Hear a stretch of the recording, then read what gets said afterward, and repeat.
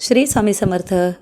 देवघरातले टाक अगदी नवे आणल्यासारखे वाटत आहेत की नाही बघू शकताय. अगदी जसं काही वाटतंय आत्ताच सोनाराच्या दुकानातून आपण घेऊन आलेलो आहोत आणि तेच नवे आपल्याला देवघरामध्ये पुजायचे आहेत.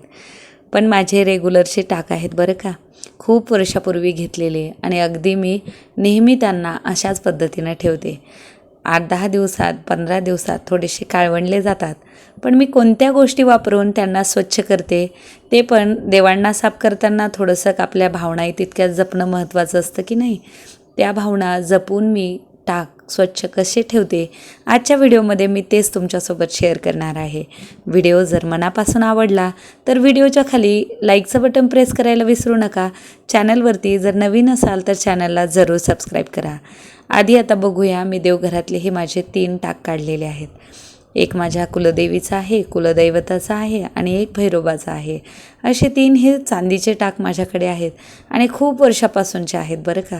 त्यांना मी अशाच पद्धतीनं, आता तुम्ही या फोटोमध्ये बघता आहात की किती टाक काळवंडलेले आहेत आणि आधी मी तुम्हाला दाखवले की कसे अगदी स्वच्छ झाले होते ते.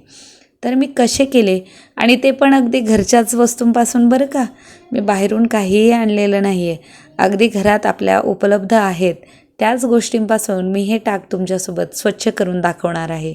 ते पण आपल्या भावनांना जपून बरं का. कसलाही ब्रशचा वापर न करता, कसलंही केमिकल न वापरता, ज्या गोष्टी आपण नेहमी वापरतो त्याच गोष्टींचा वापर करून मी आज तुम्हाला हे स्वच्छ करून दाखवणार आहे. चांदीच्या वस्तू स्वच्छ करायच्या म्हटलं की जरा निगुतीचा टाईम असायला हवा असं वाटतं, पण मी तुम्हाला खरं सांगते, मी अगदी 2 मिनटामध्ये हे टाक कसे स्वच्छ केलेले आहेत आणि ते पण एकदम झटपट. माझ्या घरामध्ये फ्रीजमध्ये सुकलेला लिंबू होता, हा बघा, म्हणजे तो मी जेवणासाठी वापरणार नव्हते बरं का. तो लिंबू चिरून घेतला आणि एक पेस्ट घेतलेली आहे, कोलगेट पेस्ट. तुमच्या घरात कोणती जी असेल ना ती वापरू शकता. आता इथं मी पेस्ट घेतलेली आहे जी आपण ब्रश करण्यासाठी वापरतो की नाही रोज. आता याच्यामध्ये लिंबू पिळून घेतलं आणि ह्या लिंबूच्या सालीपासूनच मी स्वच्छ करणार आहे बरं का. आणि एक गोष्ट मी आत्ता त्याच्यामध्ये ॲड केलेली आहे, ती मी सगळ्यात शेवटी तुमच्यासोबत शेअर करणार आहे. ती खूप महत्त्वाची गोष्ट आहे बरं का.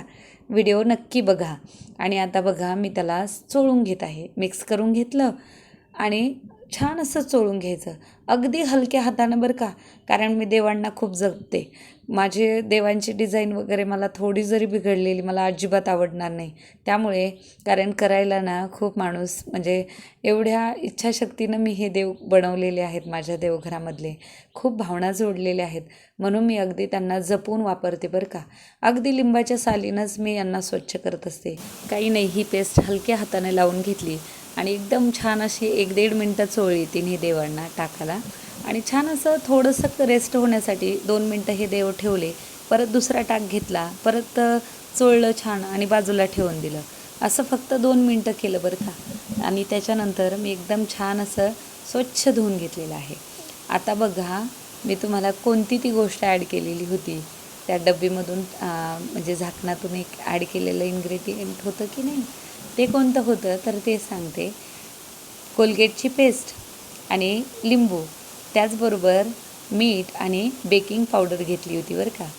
बेकिंग पावडर आणि थोडंसं मीठ. देवांसोबत असलेलं आपलं भावनिकतेचं नातं खरंच जपायला हवं बरं का. म्हणून मी अगदी कोणतंही केमिकल वापरण्याच्या आधी 10 वेळेस विचार करत असते की आपण जर आपल्यावर स्वतः अप्लाय केलं असतं आणि त्याचं जर साईड इफेक्ट झाले तर काय करायचं. त्यामुळे घरातल्याच गोष्टींपासून मी या गोष्टी उपयोग करूनच देव स्वच्छ करून घेत असते.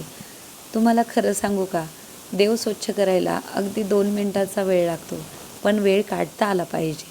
आणि एकदम सोप्या अशा घरातल्या साहित्यापासून चांदीचे देव कसे स्वच्छ करायचे मी आज तुमच्यासोबत शेअर केलं. आता उरलेल्या ज्या पेस्ट आहेत किंवा उरलेलं जे सामान आहे आपण जे एकत्र केलेलं, ते तुम्ही चांदीचा दिवा असेल तर तोही स्वच्छ करू शकता. किंवा दुसरं आपलं पंचपाळं, देवघरामधलं चांदीच्या काही गोष्टी, किंवा घरात एखादी वाटी वगैरे असेल तर तेही धुवून घेऊ शकता. व्हिडिओ जर खरंच मनापासून आवडला असेल तर व्हिडिओच्या खाली लाईकचं बटन प्रेस करा. चॅनलवरती जर नवीन असाल तर नक्की सबस्क्राईब करा.